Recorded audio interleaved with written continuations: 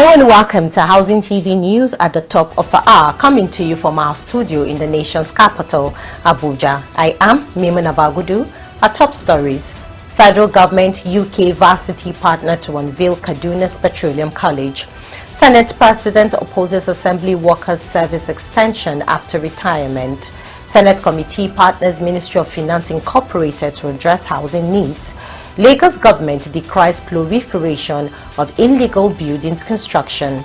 On the foreign scene, EU urges ECOWAS to seek new way to engage Burkina Faso, Mali and Niger. We'll begin with national matters. The federal government is set to unveil the College of Petroleum and Energy Studies in Kaduna in partnership with the University of Portsmouth, among other UK universities. The Petroleum Technology Development Fund signed a memorandum of understanding with the University of Portsmouth in a significant move to enhance Nigeria's energy sector. A statement by the Development Fund on Monday said the college, owned by the PTDF, aims to become a world-class training institute for the energy industry in Nigeria and Africa. The partnership involves running postgraduate programs in engineering, applied and earth sciences, computing and telecommunications technology, health, safety and environment, and business management through an international joint venture approach. It noted that the Minister of State for Petroleum Resources, Senator Henikin Lokobiri, recently inspected the facility, expressing satisfaction with the state-of-the-art infrastructure. The college is expected to save Nigeria significant foreign exchange by training Nigerians locally instead of abroad. The National University Commission has granted the college a license to operate as a private postgraduate university with 19 take-off programs across 6 departments and 3 faculties.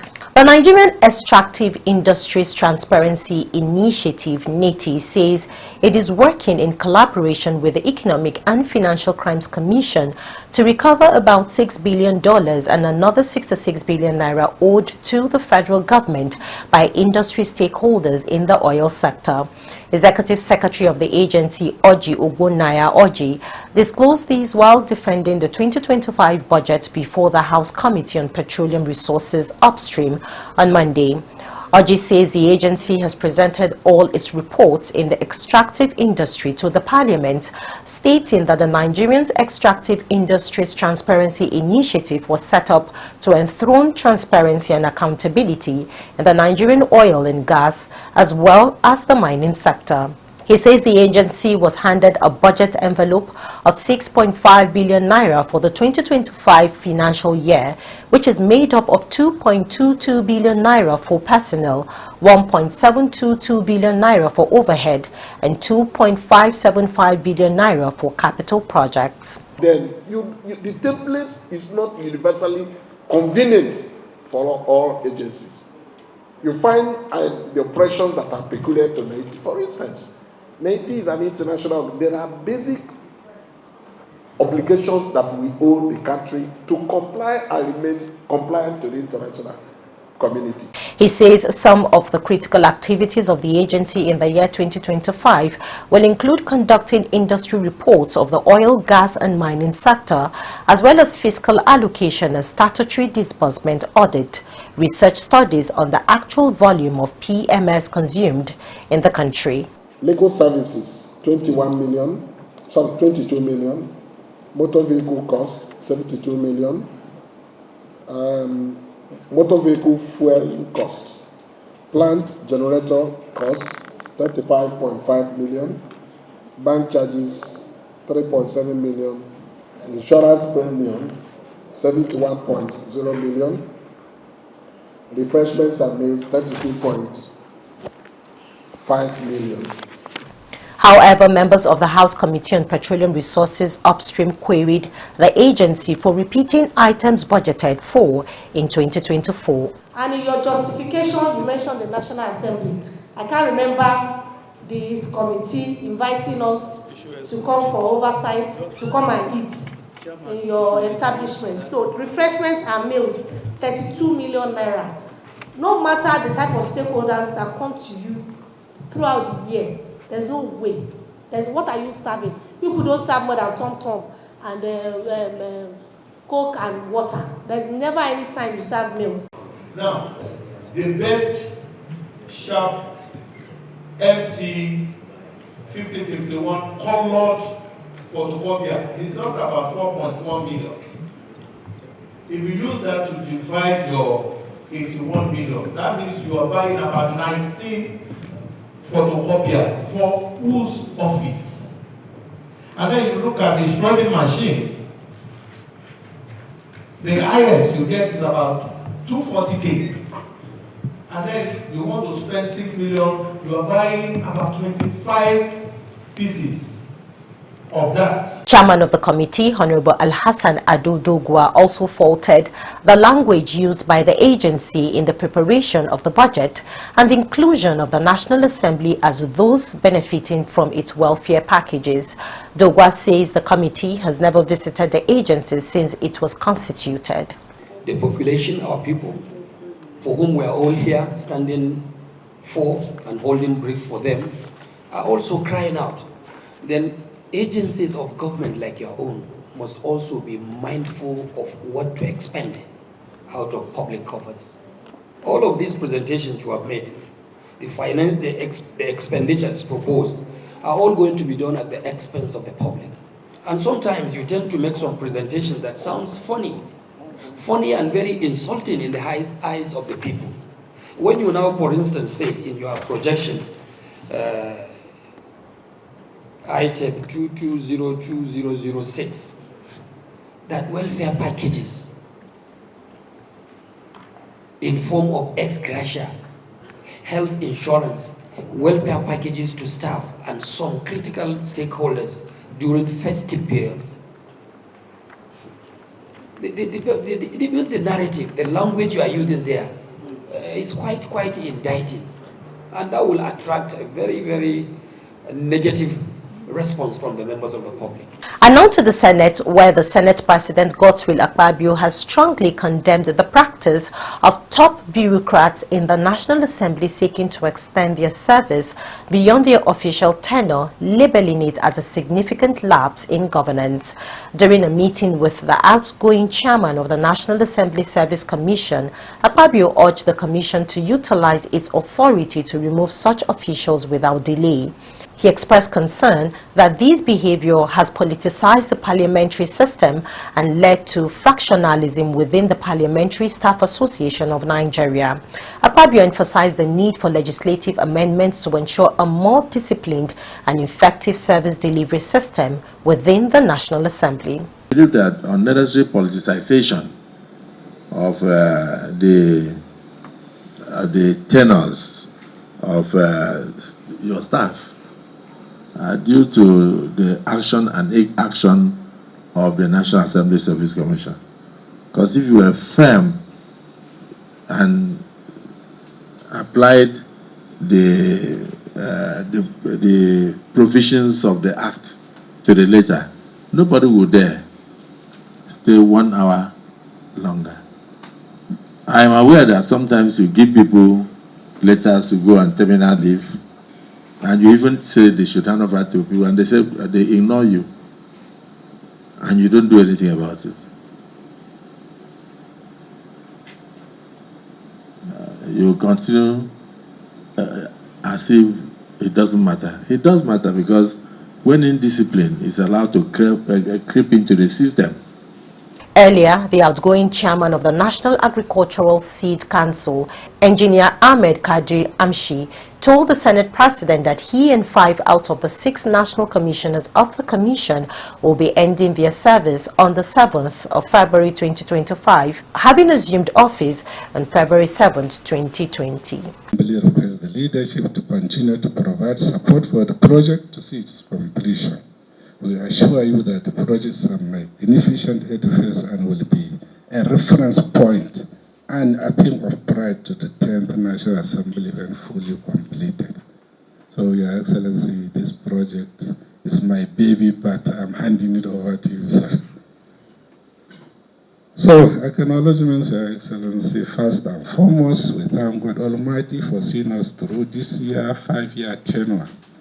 There is no need to hide the fact that it was quite stressful, Your Excellency. It's not, I thought it was just a simple act. In another development, the president of the Nigerian Senate, Godswill Akpabio, has highlighted the potential for collaboration between Nigeria and Switzerland, particularly focusing on precision engineering and agricultural exports. During a meeting with a Swiss EFTA delegation led by Thomas H., Akpabio emphasized the importance of leveraging advanced technologies and methodologies from Switzerland to modernize Nigerians' manufacturing capabilities. This initiative, according to him, aims to enhance Nigerians' industrial sector and improve agricultural productivity through innovative practices. That we rose together to seize the opportunity of our time. The National Assembly of the Federal Republic of Nigeria is poised to take the tide when it serves and to provide a legal environment for our fortunes to thrive together. Akpabio believed that expanding agricultural exports to these countries could open up lucrative opportunities for Nigerian farmers and boost the economy. If you will, in Nigeria where Swiss expertise in precision engineering enhances our manufacturing sector, where our agricultural wealth finds new markets in IFTA, in all the nations of IFTA, and where our shared commitment to sustainability drives forward thinking solutions for energy and the environment. These are not dreams, but can be the fruits of bold actions if we plant the seeds here today. Earlier, the leader of the delegation said the visit was to consolidate Switzerland and Nigerians' friendship and mutual trust. EFTA, the European Free Trade Association, does not yet have a formal trade negotiation process with Nigeria in place. We are here to lay the groundwork for future possibilities. Parliamentary level dialogue such as this one is vital to building trust and creating the conditions for a deeper collaboration. Switzerland and Nigeria enjoy good, diverse, and in various specific areas, very productive relations. This is also reflected in a number of high-level meetings and visits between our two respective countries. Since 2016, political consultations between our governments, the migration dialogue, and the human rights dialogue have been taking place together in the framework of the so-called Switzerland-Nigeria Days. These dialogues are essential to further deepening our cooperation between our governments. This advocacy is part of a larger vision to position Nigeria as a key player in global trade and innovation, particularly in sectors that can benefit from Swiss expertise in precision engineering and sustainable agricultural practices. We'll take a pause here. News stories from the build sector are up next. Stay with us.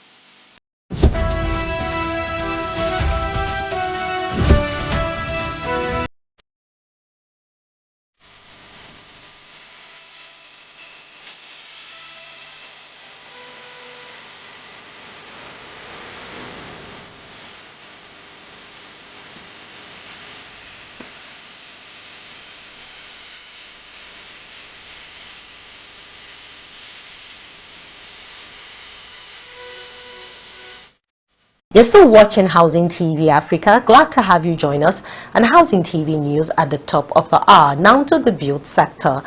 The Senate Committee on Housing and Urban Development is partnering with the Ministry of Finance Incorporated, MOFI, to address the housing gaps in the country. Chairman of the committee, Senator Aminu Tambuwal, said this during an interactive session of the committee with the Managing Director of MOFI, Dr. Armstrong Takang, and his team held in Abuja. In his remarks, Tambuwal said that the 1 trillion naira likely to be assessed by MOFI would be injected into the housing subsector of the economy. My colleagues, you have listened to the presentation of the CEO, and we are clearly interested and concerned about managing the housing subsector or component in the activities of MOFI. And from my information and from what he has said, they have already having some funds warehoused, and progressively they are likely to access about 1 trillion naira that is going to be injected into the housing subsector of the economy. Am I right, Mr. Armstrong? Yes, Your Excellency, you're right, sir. That is by no means a small target and is very, very important. And I assure you that members of this committee are willing and ready to partner with you in your team for us to succeed. In his presentation, the Managing Director of the Ministry of Finance Incorporated, Dr. Takang, decried that Nigerians' housing gap was estimated at 20 million units. He added that MOFI was intervening at leveraging on its status, assets and position to raise financing at scale to inject into the sector, financing from both the public sector and private sector. We did a study of the housing sector over the last several decades and identified a number of things. One was clearly the fact that MOFI is a shareholder in 2 of those institutions that you referred to, Federal Mortgage Bank, Family Homes Funds. In fact, we're also shareholders in an MRC, which is the Mortgage Refinancing Company of Nigeria. And there were a couple of things that were very clear to us, which you are all aware of. But we looked at it from an investment perspective. The housing gap, which is over 20 million. But what is even more worrisome is the fact that we have less than 100,000 active mortgages within the entire sector. And if you do not have a mortgage scheme, it clearly means that you're not providing the financing structure for individuals to be able to own homes without having to pay for everything upfront. And that creates a lot of challenges for the entire sector. And now to the FCT, where the minister, Nyesom Wike, on Saturday commissioned the 5-kilometer temporary access road connecting Saburi 1 and 2 communities to the Outer Northern Expressway and the Old Kefi Dede International Market Road in the Abuja Municipal Area Council. During the commissioning, the minister announced the federal government's approval for the reconstruction of Dede International Market Road to Life Camp, assuring that the project will commence in February and be completed by the end of the year. Speaking to the residents of Saburi, Wike emphasized the commitment of the current administration to delivering on its promises, thanking the people of Saburi for mobilizing themselves by showing appreciation for what the president has done. And now to Lagos State. The Lagos State government has urged property owners and developers to utilize its free planning information service to avoid going contrary to regulations. The State Commissioner for Physical Planning and Urban Development, Oluyinka Olumide, gave the advice in a statement issued by the agency's Deputy Director of Public Affairs, Mukaila Sanusi, on Monday at Alausa, Ikeja. He stated that rapid urbanization and population growth in Lagos have caused housing shortages and planning violations, with developers exploiting loopholes, adding that rejections of planning proposals by the Lagos State Physical Planning Permit Authority were due to non-compliance with regulations. Olumide emphasized the importance of utilizing the information service adding that the state government, in line with its vision of making Lagos a 21st century economy, as indicated in its Themes Plus agenda, had invested heavily in operative development plans. He, however, urged Lagos residents to abide by planning regulations and support the development agenda of Governor Babajide Sanwo-Olu's administration for the well-being of all. Still in Lagos, the Lagos state government has decried illegal building construction on Lagos Island, especially building on narrow strips of land that leave no room for adequate setbacks and air spaces. The Commissioner for Physical Planning and Urban Development, Oluyinka Olumide, ordered the stoppage of the ongoing construction on number 18 Isale Gangan Street for its narrowness. With the Commissioner on the exercise was the Permanent Secretary, Office of the Physical Planning, Engineer Olumide Sotiri, in the Ministry, and functionaries of the Lagos State Physical Planning Permit Authority, LASPA.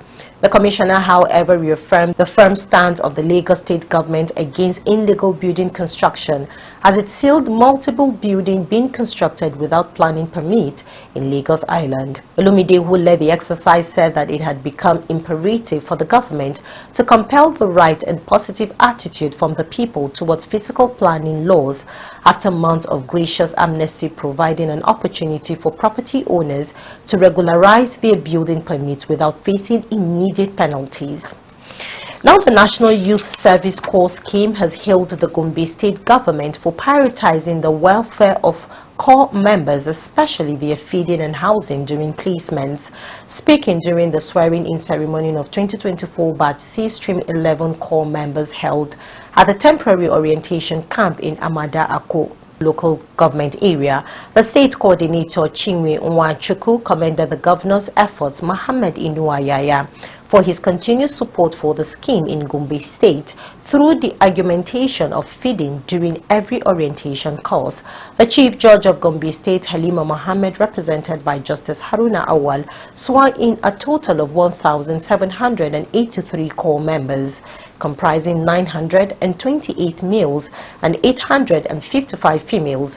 The state coordinator continued, noting that the government's 30-bedroom accommodation will go a long way in stabilizing the Corps members. However, the Gombe State Governor Muhammadu Yahaya, who was represented by Commissioner for Youth and Sports Development Inua Adamu, assured the 1,783 Corps members of their adequate security commitment to their welfare, security, and general well-being.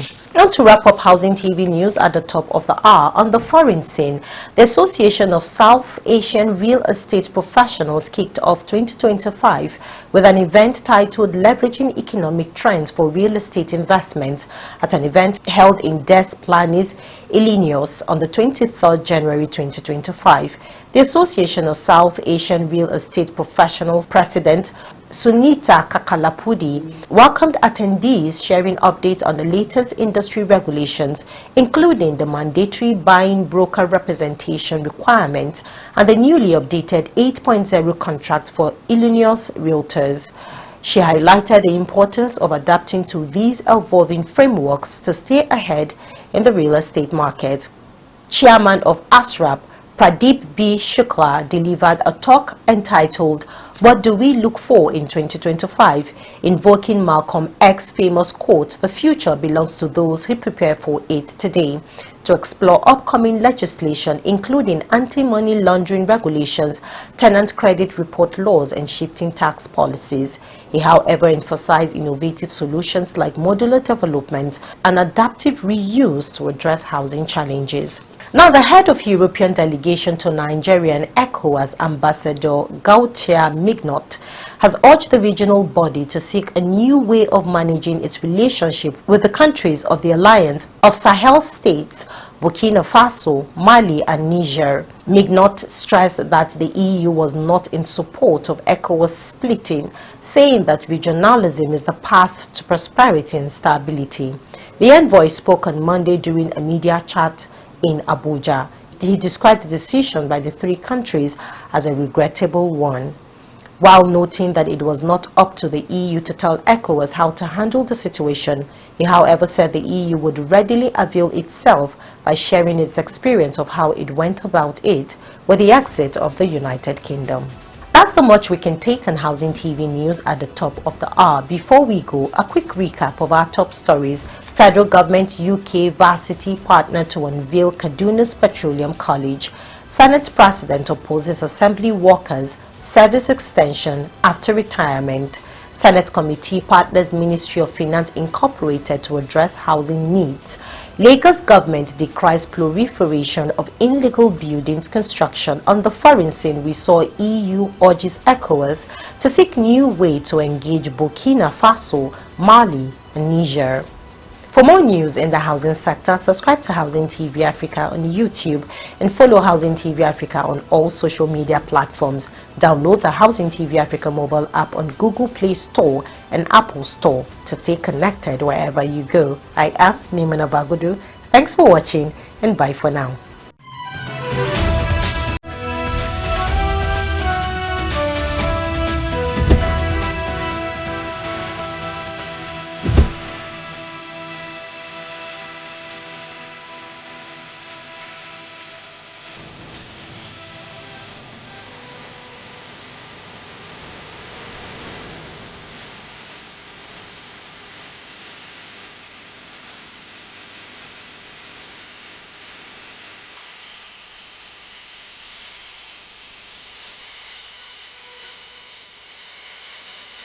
Visit Housing TV Africa on YouTube and click on the subscribe button. Subscribe to Housing TV Africa to stay updated on latest happenings in Nigeria's housing sector.